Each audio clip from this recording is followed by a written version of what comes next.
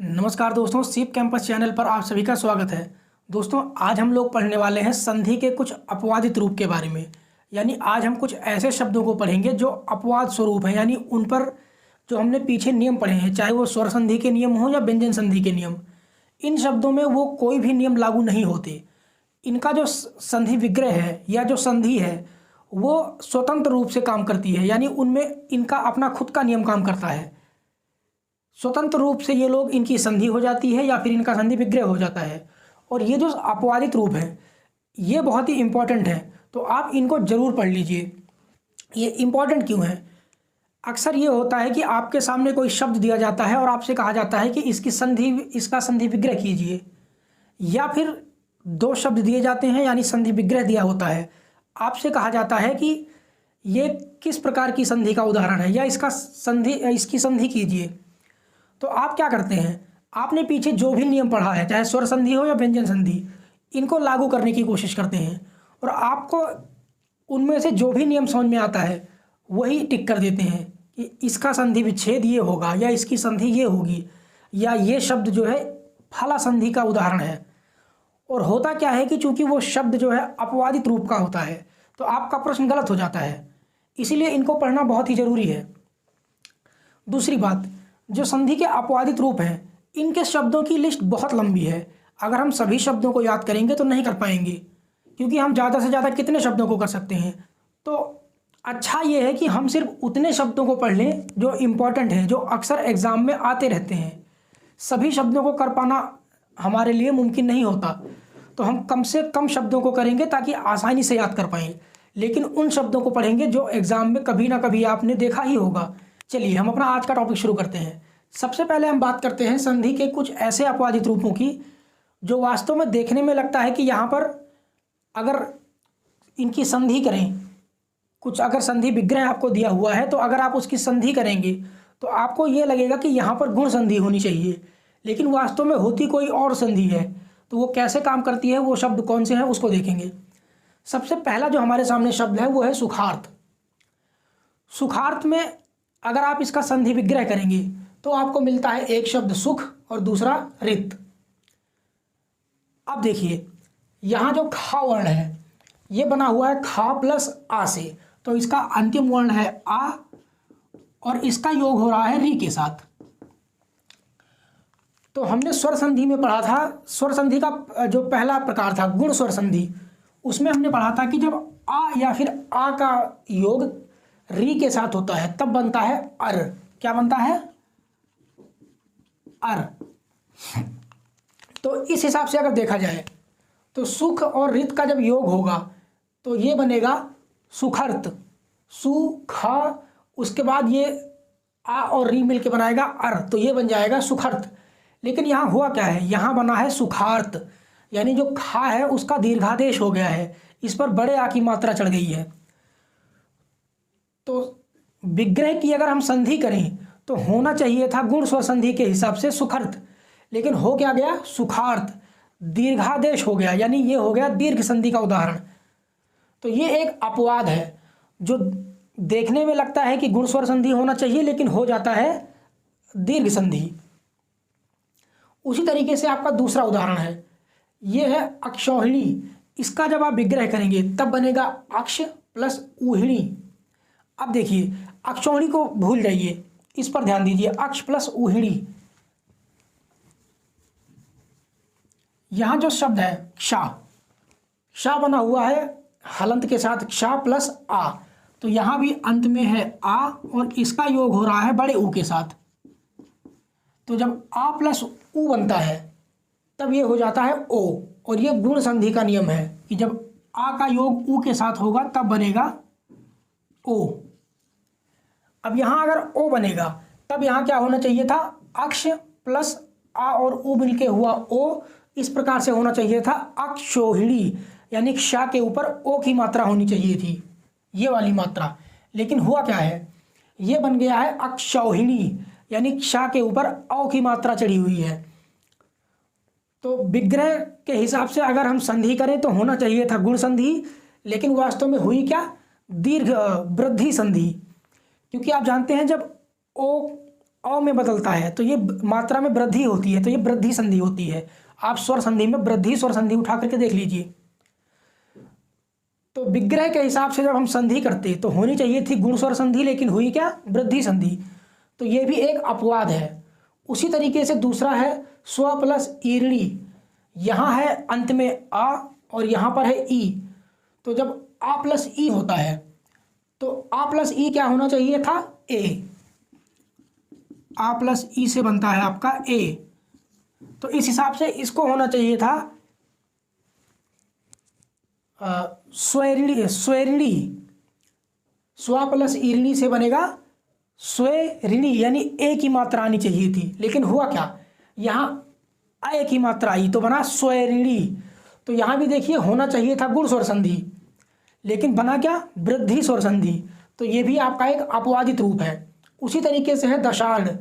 ये बनता है 10 प्लस ऋण से। शा में आ लगा हुआ है, यहाँ है री। तो आ का योग जब री के साथ होगा तो बनेगा अर, छोटा आ। तो होना चाहिए था दशर्ण, लेकिन हुआ क्या, दशार्ण। यानी गुण स्वर संधि ना होकर के ये हो गया दीर्घ स्वर संधि, क्योंकि यहाँ पर शा का दीर्घादेश हो गया। तो ये भी आपका अपवाद है। उसी तरीके से है प्रौढ़। प्रौढ़ का होता है प्र प्लस ऊढ़, आ प्लस ऊ। जब आप आ प्लस ऊ को मिलाते हैं, यहाँ देखिए आ प्लस ऊ को मिलाएंगे तो बनना चाहिए था ओ, बनता प्रौढ़। क्या बनना चाहिए था आपका, प्रौढ़ होना चाहिए था। लेकिन हुआ क्या, हो गया प्रौढ़, औ की मात्रा लग गई। तो इसीलिए ये जो प्रौढ़ शब्द है ये आपका गलत हो जाएगा, शुद्ध होगा प्रौढ़। तो इसका जो विग्रह है, जो विच्छेद है, वो बिल्कुल गुण स्वर संधि वाला है। लेकिन जब हमने इसकी संधि की तो जो विकार उत्पन्न हुआ वो उत्पन्न हुआ आपका वृद्धि स्वर संधि का। तो ये भी अपवाद है। उसी तरीके से अगला शब्द है प्रौढ़ा। प्र प्लस ऊढ़ा, इसको भी होना चाहिए था प्रौढ़ा, लेकिन हो गया प्रौढ़ा। तो ये भी अपवाद है। फिर है महिष। महा प्लस ईश, ये है बड़ा आ, यहाँ पर है बड़ी ई। तो आ का योग जब ई से होता है तब बनता है ए, और ये आपका होता है गुण स्वर संधि का उदाहरण। आ प्लस ई से बनेगा ए, इस तरह से। लेकिन यहाँ क्या बना, बड़ी ई। तो ये आपका हो गया महिष। होना चाहिए था महेश, लेकिन बन क्या गया, महिष। तो ये भी आपका एक अपवाद है। अब है दूसरा नियम। दूसरा नियम क्या है कि अब तक हमने पढ़ा कि जब संधि विग्रह होता है वो गुण स्वर संधि के रूप में होता है, लेकिन इसकी संधि किसी दूसरी संधि में चली जाती है, विकार किसी दूसरी संधि में हो जाता है।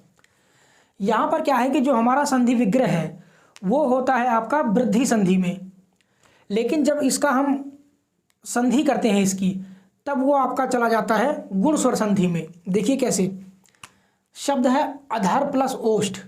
यहाँ रा के साथ आ लगा हुआ है और यहाँ है ओ। जब आ का योग ओ के साथ होता है तब होना चाहिए था औ। क्या होता, औ। तो आ का ओ से योग हुआ तो बना औ। तो यहाँ होना चाहिए था अधर प्लस ओष्ठ। तो जब ये आ ओ मिलके औ बनाएगा तब ये हो जाएगा अधरोष्ठ। तो इसकी जब संधि होगी तो एक तो होता है अधरोष्ठ, ये बिल्कुल सही है। अगर अधर प्लस ओष्ठ की संधि हो जाए अधरोष्ठ तो ये बिल्कुल सही है, इसमें किसी तरह का अपवाद नहीं है। लेकिन कभी कभी क्या होता है कि अधर प्लस ओष्ठ का जो संधि है वो आपको अधरोष्ठ दे दी जाती है, यानी रा पे ओ की मात्रा। तब क्या होता है, सबसे पहले तो आप ये समझिए कि ये दोनों ही अधरोष्ठ बिल्कुल सही है। ये जो अधरोष्ठ है ये आपका एक मानक शब्द है, तो ये आपका मानक शब्द है। लेकिन ये जो अधरोष्ठ है ये मानक तो नहीं है, लेकिन ये आजकल प्रचलन में है, तो हिंदी व्याकरण में इसको भी स्थान दे दिया गया है। तो अधरोष्ठ की ये दोनों ही वर्तनियां शुद्ध हैं। अब देखिए, अगर अधर और ओष्ठ से आपकी संधि करवा के दिया जाता है अधरोष्ठ, फिर तो ये बिल्कुल सही है, ये वृद्धि संधि का उदाहरण है, इसमें कोई अपवाद नहीं है। लेकिन अगर आपको दे दिया जाए अधर प्लस ओष्ठ की संधि अधरोष्ठ, तब ये अपवाद है। क्यों है, आ प्लस ओ मिलके बनना चाहिए औ, लेकिन यहाँ क्या हो रहा है ओ। आपका जो विग्रह है वो है वृद्धि संधि का, लेकिन जो विकार उत्पन्न हुआ संधि के बाद वो हुआ गुण स्वर संधि का, यानी ओ बना। तो इसलिए ये भी आपका एक अपवाद है। उसी तरीके से अगला है दंतोष्ठ। दो शब्द होते हैं, एक दंत दूसरा ओष्ठ। दंत प्लस ओष्ठ, यहाँ आ यहाँ ओ, यानी ता में एक आ लगा हुआ है, तो आ का जब ओ के साथ योग होगा तब बनेगा औ, यानी वृद्धि स्वर संधि। ओ की मात्रा में एक वृद्धि हो जाएगी। तो अगर दंत प्लस ओष्ठ से बनता है दंतौष्ठ, यानी ता पे औ की मात्रा, तब तो ये बिल्कुल ठीक है, वृद्धि स्वर संधि का उदाहरण है, कोई दिक्कत नहीं। लेकिन कभी कभी क्या होता है कि इसका उदाहरण दे दिया जाता है दंतोष्ठ, यानी ता पे ओ की मात्रा दी जाती है। ये आपका अपवाद है। क्यों अपवाद है? बिल्कुल ऊपर वाले शब्द की तरह। आ प्लस ओ से बनना चाहिए था औ, लेकिन यहाँ क्या बना? ओ, दंतोष्ठ। तो आपका जो विग्रह है वो वृद्धि का है, लेकिन विकार उत्पन्न हुआ गुण स्वर संधि की तरह, तो ये भी एक अपवाद है। उसी तरीके से देखिए, अगर अधरोष्ठ या फिर दंतौष्ठ होता है तब तो ये वृद्धि स्वर संधि का ही उदाहरण है, इसमें कोई अपवाद नहीं है। अपवाद है अगर ओ की मात्रा लगा दी जाती है, यानी अधरोष्ठ या फिर दंतोष्ठ, इतना आप ध्यान रखेंगे। तीसरा शब्द है शुद्धोधन। शुद्ध प्लस ओधन, दा पे एक आ लगा हुआ है और यहाँ है ओ। आ और ओ का जब योग होगा तो बनना चाहिए था औ। औ से बनता क्या? शुद्धोधन। यहाँ आपका हो जाता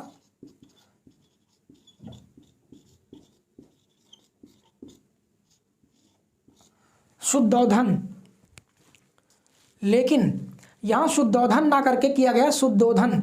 ये जो आपका शुद्धोधन है ये गलत है, वर्तनी की दृष्टि से बिल्कुल गलत है। तो इसलिए ये भी अपवाद है, क्योंकि विकार की जब हम संधि करेंगे तो ये वृद्धि स्वर संधि जैसा है, लेकिन जब विकार होगा वो गुण स्वर संधि का होगा, यानी ओ बन जाएगा औ के स्थान पर, इसलिए ये भी अपवाद है। चलिए, उसके बाद आपका जो तीसरा नियम है, देखिए कुछ शब्द ऐसे होते हैं जिनमें किसी भी तरह का कोई नियम नहीं होता, यानी ना तो ये गुण स्वर संधि होते हैं ना वृद्धि। यानी जैसे हमने इधर देखा, विकार था वृद्धि का, लेकिन विग्रह था वृद्धि स्वर संधि का, लेकिन विकार हो रहा था गुण का। यहाँ पर विग्रह था गुण संधि का, लेकिन विकार कुछ और हो रहा था। लेकिन यहाँ बिल्कुल कहानी अलग होगी। चलिए देखते हैं।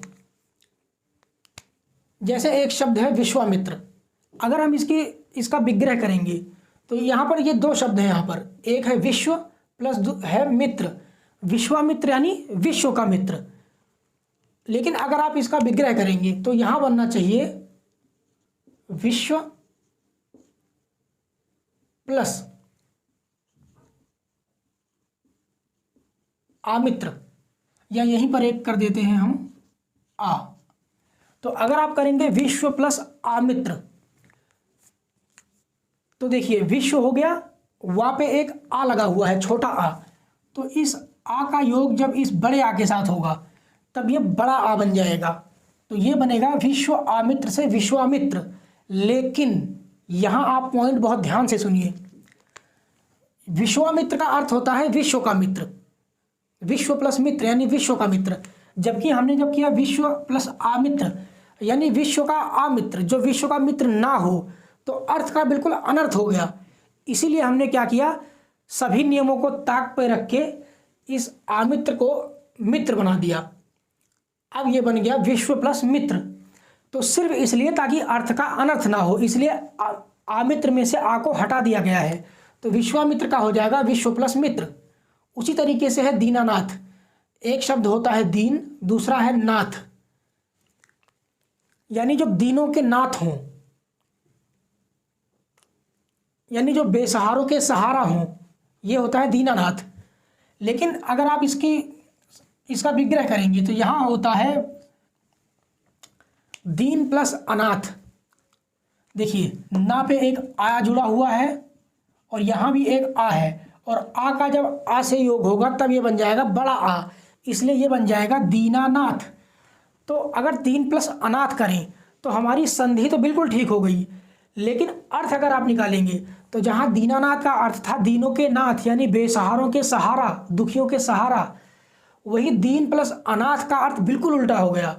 इसीलिए इस अनाथ में से आ को हटा दिया गया, तो दीनानाथ का हो गया दीन प्लस नाथ। आप इसको ध्यान देंगे, ये वाला शब्द अक्सर पूछ लिया जाता है। तीसरा शब्द है प्रभुदयाल। प्रभु दयाल, इसका जब आप विग्रह करेंगे तो होगा प्रभु प्लस दयाल। देखिए यहां पर अगर होता उ, प्रभु प्लस उदयाल, तो यहाँ छोटा उ है, यहाँ भी छोटा उ, दोनों मिलके बनाते बड़ा उ, और ये मात्रा लग जाती भा पर, तो ये हो जाता प्रभु दयाल। संधि बिल्कुल ठीक हो गई, प्रभु प्लस उदयाल बराबर प्रभु दयाल। लेकिन जब इसका अर्थ निकालेंगे तो अर्थ बिल्कुल उल्टा हो जाएगा, इसीलिए हम यहाँ से उ को हटा देंगे।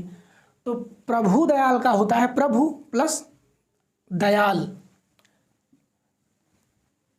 चलिए ये थे आपके कुल 3 नियम। अब चौथा नियम, चौथा नियम है कि अगर कोई भी शब्द जिसका अंत अक्ष, रात्र, निश, इच्छ या फिर अच्छ से हो रहा हो, यानी किसी भी शब्द के लास्ट में अगर ये शब्द हों अक्ष, रात्र, निश, इच्छ और अच्छ, तो जब हम इसका विग्रह करेंगे तो विग्रह में जो अक्ष है इसका अक्षी हो जाएगा, यानी ये अक्ष अक्षी में बदल जाएगा, रात्र बदल जाएगा आपका रात्रि में, निश बदलेगा निशा में, इच्छ इच्छा में, और अच्छा आपका अच्छा में बदल जाएगा। इस बात को आप ध्यान रखेंगे। जैसे शब्द है प्रत्यक्ष, लास्ट में है अक्ष, जब इसका विग्रह किया गया तो बना प्रति प्लस अक्षी। देखिए अक्ष का हो गया अक्षी। उसी तरीके से है स्वच्छ, स्वच्छ में होता है सु प्लस अच्छा, यहाँ पर था स्वच्छ यानी अच्छ, लेकिन जब इसका हमने विग्रह किया तब बन गया अच्छा। उसी तरीके से यथेच्छ, यहाँ भी था अच्छ तो इसका हो गया इच्छा, यथा प्लस इच्छा तो ये हो गया यथेच्छ। फिर है अहोरात्रि, लास्ट में था आपका शब्द रात्रि, तो रात्रि को जब हम इसका विग्रह करेंगे अहोरात्रि का तो ये बनेगा अहन प्लस रात्रि। देखिए ये ना कहाँ से आया, और इस हा पर जो ओ की मात्रा थी वो कहाँ गई, इन दोनों ही बातों पर हम अभी आगे चर्चा करेंगे, लेकिन फिलहाल हम इसको देखते हैं। यहाँ है अहर्निश, अंत में है निश, तो अगर किसी शब्द के अंत में निश हो तो वो निशा में बदल जाता है, तो इसका हो जाएगा अहन प्लस निशा। अब इसमें भी देखिए यहाँ हा के बाद ना कहाँ से आया, और ये जो री ऊपर रेफ रहा था ये कहाँ गया, इस पर भी अभी हम बात करेंगे। चलिए ये तो था आपका चौथा नियम कि अक्ष का अक्षी, रात्र का रात्रि, निश का निशा, इच्छ का इच्छा और अच्छ का अच्छा हो जाता है। अब है आपका पांचवा नियम। पांचवें नियम में जो 2 शब्द लिखे हुए हैं ये बहुत ही इंपॉर्टेंट है, अक्सर आप इनको एग्जाम में देख लेंगे किसी ना किसी पेपर में। एक शब्द है गवाक्ष और दूसरा है गवेंद्र। इन दोनों के 2-2 संधि विग्रह होते हैं और दोनों ही सही होते हैं। देखिए गवाक्ष बना हुआ है 2 शब्दों से, गव प्लस अक्षी। इसका एक विग्रह तो होता है गव प्लस अक्षी, गव मतलब गाय और अक्षी मतलब आंख, तो गवाक्ष का मतलब होता है गाय की आंख। देखिए यहाँ पर अंत में है वा वर्ण, वा में एक लगा हुआ है आ, तो यहाँ पर है आपका एक आ और यहाँ भी है एक आ, तो आ और आ का योग होगा तो हो जाएगा वा का दीर्घादेश, यानी ये बड़ा आ हो जाएगा इस वा के ऊपर, तो ये बन जाएगा गवाक्ष। और ये है दीर्घ संधि का उदाहरण, छोटा आ और छोटा आ मिलके बड़ा आ बना रहे हैं, यानी दीर्घ आ बना रहे हैं, इसलिए दीर्घ स्वर संधि का उदाहरण है। तो एक तो गवाक्ष का जो संधि होती है गव प्लस अक्षी की ये होती है, यानी गवाक्ष का संधि विग्रह जो है गव प्लस अक्षी होता है। और दूसरा ये होता है गो प्लस अक्षी। यहाँ भी जो ये आपका गो शब्द है, गो का अर्थ होता है गाय। अगर आप इसका संधि करेंगे गो प्लस अक्षी की तो क्या होगा, यहाँ है आपका ओ और इसका योग हो रहा है आ के साथ, तो जब ओ का योग आ के साथ होगा, यानी आपने आयादी संधि में पढ़ा था कि जब ओ और औ का योग किसी भी स्वर से हो तब ये जो है औ में बदल जाता है। तो अगर इसके हिसाब से देखेंगे तो यहाँ होना चाहिए था गवक्ष, क्योंकि जब ओ आ से मिलता है तो औ बनता है, छोटा आ और वा, तो गा पे छोटा आ लग गया और ये हो गया वा, होना चाहिए था गवक्ष, लेकिन बन क्या रहा है गवाक्ष। क्यों बनाया जा रहा है, क्योंकि अपने आप में इस गवक्ष का कोई अर्थ नहीं होता, लेकिन यहाँ शब्द है गो और यहाँ है अक्षी, दोनों का अलग अलग अर्थ है गाय और आँख, यानी गाय की आँख, तो गवक्ष का अर्थ गाय की आंख नहीं होता, गाय की आंख होता है गवाक्ष का अर्थ। इसीलिए गो प्लस अक्षी गवक्ष बन रहा है, इसके बावजूद इसकी संधि जो है गवाक्ष कर दी गई है। तो यहाँ आप ध्यान देंगे। और ये जो गो प्लस अक्षी है ये आपका अयादि संधि का उदाहरण है। गव प्लस अक्षी दीर्घ संधि है, जबकि गो प्लस अक्षी अयादि संधि है। उसी तरीके से दूसरा शब्द है गवेंद्र। गवेंद्र में भी दो प्रकार का विग्रह होता है। एक होता है गव प्लस इंद्र, यहाँ है वा पे लगा हुआ है छोटा आ। तो जब छोटा आ और इसका योग हो रहा है ई के साथ, तो आ प्लस ई मिलके बनाते हैं ए, तो ये हो जाता है गवेंद्र। और ये है गुण संधि का उदाहरण, यानी आ ई के साथ मिलके ए बनाता है, ये गुण संधि का नियम है। वही दूसरी तरफ इसका गवेंद्र का दूसरा जो विग्रह है वो होता है गो प्लस इंद्र। गो प्लस इंद्र, तो यहां भी हो रहा है ओ प्लस ई, तो इसका होना चाहिए था आपको अवि। क्यों? क्योंकि अयादि संधि का नियम है कि जब ओ ई के साथ योग करता है या ओ किसी भी स्वर के साथ योग करता है तब बनता है अव। क्या बनता है? अव। उसके साथ क्या होता है, आगे जो भी स्वर है उसी स्वर की मात्रा चढ़ जाती है वा के ऊपर। तो यहाँ छोटी ई है तो यहाँ चढ़ जाएगी छोटी की मात्रा, ये बन जाएगा अवि। तो होना क्या चाहिए था? गविंद्र। गो प्लस इंद्र की संधि होनी चाहिए थी गविंद्र, लेकिन हुई क्या? गवेंद्र। गविंद्र नहीं होगी। तो आप दोनों ध्यान रखेंगे, गव प्लस इंद्र गवेंद्र होता है, ये गुण संधि का उदाहरण है। गो प्लस इंद्र भी गवेंद्र होता है, लेकिन ये अयादि संधि का उदाहरण है। अब बात आती है, अगर कभी ऐसा हो जाए कि गवाक्ष के उदाहरण में, गवाक्ष के विग्रह में आपके सामने ऑप्शन में दोनों ही शब्द दे दिए जाएं, तब क्या होगा? देखिए, सबसे पहले तो ये दोनों ही ऑप्शन उदाहरण में नहीं होंगे। 99% चांस है कि इन दोनों में से कोई एक ही आपके सामने होगा ऑप्शन में, और यहाँ भी इनमें से कोई एक ही ऑप्शन में होगा। लेकिन कभी ऐसा हो कि दोनों उदाहरण आ जाएं आपके ऑप्शन में, तो आप तीसरा ऑप्शन चेक कीजिए। आपके सामने ये ऑप्शन जरूर होगा कि ए और बी दोनों, यानी दीर्घ और अयादि दोनों, या इसमें गुण और अयादि दोनों। तो आप ध्यान दे दीजिएगा इस बात का। चलिए, ये तो थे स्वरों से जुड़े हुए कुछ नियम। अब बात करते हैं व्यंजन के नियम की। आपका छठा नियम है अहन संधि का नियम। इसमें दो तरह के नियम है अहन से जुड़े हुए। पहला नियम है कि अगर कभी अहन शब्द का योग हो किसी ऐसे शब्द से जिसका जो पहला वर्ण है वो रा हो, यानी इसमें जो ना है उसका योग अगर रा के साथ हो, तो जो ये ना है इसका तो हो जाता है लोप। पहला नियम या पहली कंडीशन, ना का लोप हो जाएगा अगर अहन का योग रा के साथ होगा तो। और क्या होगा, ये जो ना है इससे ठीक पहले जो भी वर्ण हो उसके ऊपर ओ की मात्रा लग जाएगी। जैसे अहन प्लस रात्रि, तो अहन प्लस रात्रि, यहाँ है ना, यहाँ है रा। अब क्या होगा, इस रा का तो हो जाएगा लोप, और इस रा से पहले जो भी वर्ण है यानी हा, इस हा के ऊपर ओ की मात्रा लग जाएगी। तो अहन प्लस रात्रि से बन जाएगा अहोरात्रि। ना गायब हो गया और हा के ऊपर ओ की मात्रा लगी। अब याद कीजिए चौथा नियम, अगर कहीं किसी शब्द में रात्र है तो उसका विग्रह करेंगे तो रात्र का हो जाएगा रात्रि, या किसी के विग्रह में रात्रि वर्ण है तो जब इसकी संधि करेंगे तो रात्रि रात्र में बदल जाएगा। तो अहन प्लस रात्रि से बना अहोरात्र, रात्रि का रात्र हो गया। उसी तरीके से है अहन प्लस रूप। अहन प्लस रूप करेंगे तो ये ना गायब हो जाएगा और हा पे ओ की मात्रा चढ़ेगी, तो ये हो जाएगा अहोरूप। इसके और भी बहुत से उदाहरण हो सकते हैं, लेकिन ये मैं सिर्फ आपको एक आइडिया दे रहा हूँ कि इस तरीके से होता है, क्योंकि सभी शब्दों को करवा पाना नामुमकिन है। चलिए, अगला नियम इसी अहन से जुड़ा हुआ। अगला नियम देखिए, ये इसका ठीक उल्टा है। ऊपर हमने बात की अगर अहन का योग रा के साथ हो तब क्या होगा। अब है कि अगर अहन यहाँ पर है आपका अहन, अगर अहन शब्द का योग रा के अलावा किसी दूसरे शब्द से हो, किसी दूसरे वर्ण से हो, तब क्या होगा। ये जो ना है अहन में, ये रा में आदेश हो जाएगा।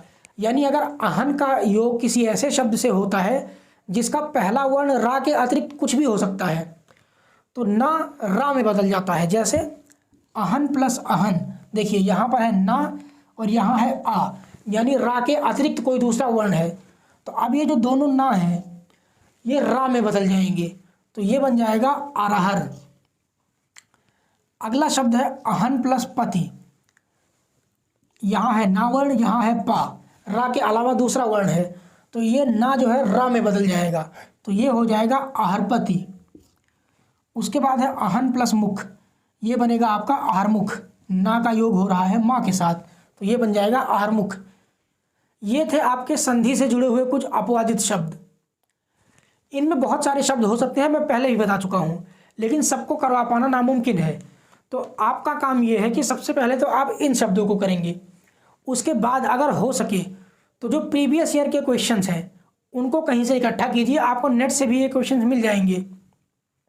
उनमें जो अपवादित रूप के शब्द हैं उनकी प्रैक्टिस करेंगे, उनको करके देखेंगे कि किस किस तरह से शब्दों की संधि या उसका संधि विग्रह होता है।